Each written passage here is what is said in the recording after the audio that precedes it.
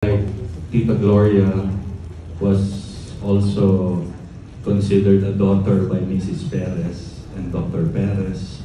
Can I please call on Tita Boots Anson Roa Rodrigo? Thank you. Magandang gabi po sa inyong lahat. Tatlong milestones po sa buhay ko kung saan nadama ko yung impact ni Tita Gloria. Unang-una po, when I was about 7 years old, maybe, itinanghal po si Gloria Romero after her long stint as an extra, as a beat player. Finally, dumating yung solo starring role niya after Palasig. And her leading man was my father, Oscar Moreno. So, ang first experience ko beholding her was when I went to the set for the shooting. At talaga naman, at my age of 7, napanganganak po ako talaga sa kanyang ganda. And more importantly, the radiance that she exuded sa kanyang katauhan. Marami pong magaganda, pero hindi po nagra-radiate yung kalooban nila. But in the case of Tita Gloria, there was beauty from within as well.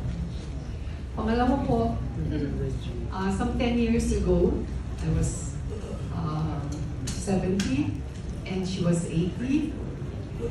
Kinuha po kami para sa isang commercial.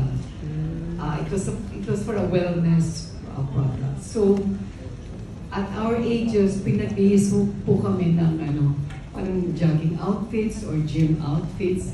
And hiyang-hiya po ako sa mga bilbil ko.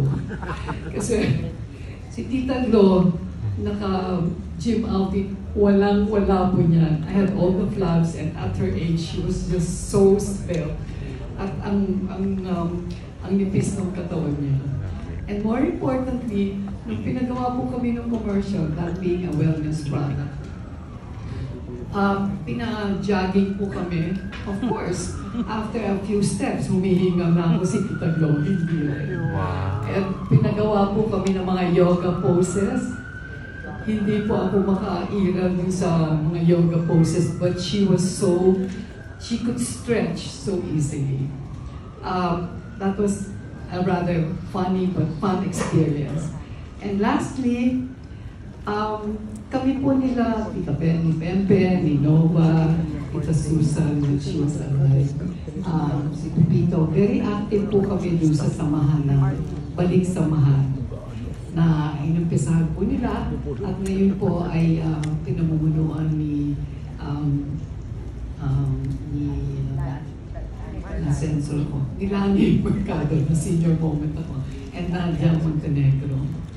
Every year po dun sa Balik Samahan, meron po kaming advocacy, meron po kaming charity work, pero hindi po naman kami mga pasinaya, mga party, but very important, meron po kaming retreat na si Marites nag-attend. Tita Gloria was one of the staunch supporters of that retreat. So in the last retreat that she attended, hindi ko po makalimutan, after the last homily and after the final blessing after the Mass, magkatabi kami ng Tita Gloria. Bagong kasal po ako noon with my second marriage. Kapatid po ni Pempe, si Attorney King Rodrigo. After that, very much like a mother in her typical loving, sincere, and motherly way, sabi niya sa akin, Woods, not many people have that blessing that you have with King, the blessing of from a God of second chances, the blessing of a marriage that is almost made in heaven. So sabi niya, alagaan mo yung marriage na yan.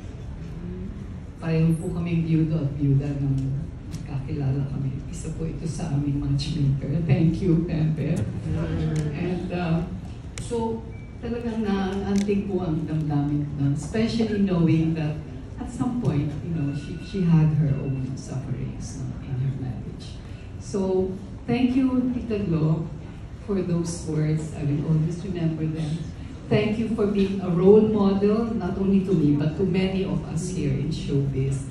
Maraming salamat. Hindi ko po alam kung at the age of 80, I'll be turning 80 in 2 days. Hindi ko po alam kung gaano tagal pa yung biyahe ko. How many more years I will be blessed with. But with your example, I have learned to live in the moment, to seize the day, and to make the most of every day that you have given me. Not so much for myself, but for others. Maraming salamat, Tita Gloria. Please pray for us. Malakas ka sa Diyos. Salamat po.